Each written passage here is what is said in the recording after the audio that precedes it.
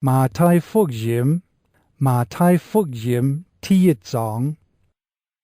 耶穌基督係大衛嘅後代，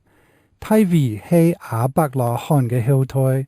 耶穌嘅家譜係咁樣：亞伯拉罕供以撒，以撒供雅各，雅各供猶太老幾嘅兄弟，猶太同塔瑪供法勒斯老查拉，法勒斯供希斯倫，希斯倫供亞蘭，亞蘭供亞米拿塔，亞米拿塔供拿順，拿順供撒門，撒門同拉合供波阿斯，波阿斯同路得供俄毗得，俄毗得供亞西，亞西供大衛王，大衛同烏利亞嘅本樣供所羅門，所羅門供羅波安，羅波安供亞比雅，亞比雅供亞撒，亞撒供約沙法，約沙法供約荷蘭，約荷蘭供烏西雅，烏西雅供約坦，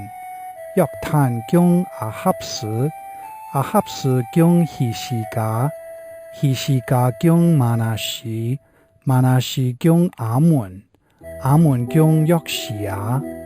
以色列族本人作去巴比倫嘅期間，約西亞供約雅斤老幾嘅兄弟，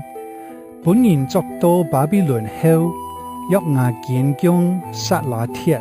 撒拉鐵供所羅巴伯，所羅巴伯供亞比約，亞比約供以利亞斤，以利亞斤供亞索，亞索供撒督，撒督供亞金，亞金供以利，以利供以利亞撒，以利亞撒供馬丹，馬丹供雅各，雅各供約瑟，就是瑪利亞嘅老公。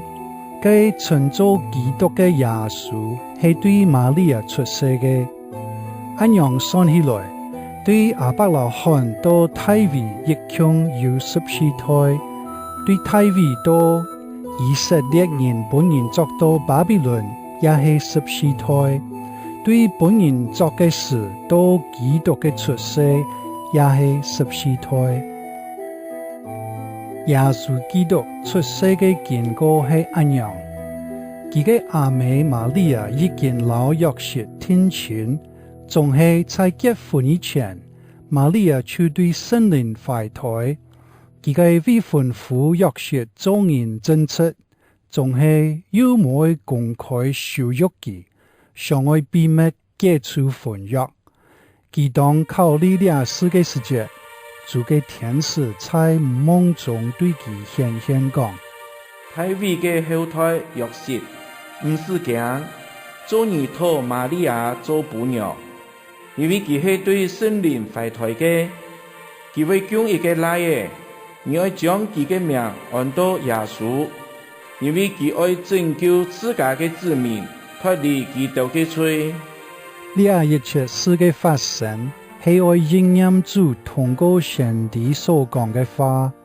有童貞女愛懷胎將來嘅，佢嘅名愛喊做以馬內利。以馬內利嘅意思就係上帝老愛到同在。約瑟想過來，就照主嘅天使所吩咐嘅去做，拉瑪利亞結婚，仲係在佢將來嘅以前，冇老佢同房。聖人嘅出世，約瑟就將佢嘅名按到耶穌。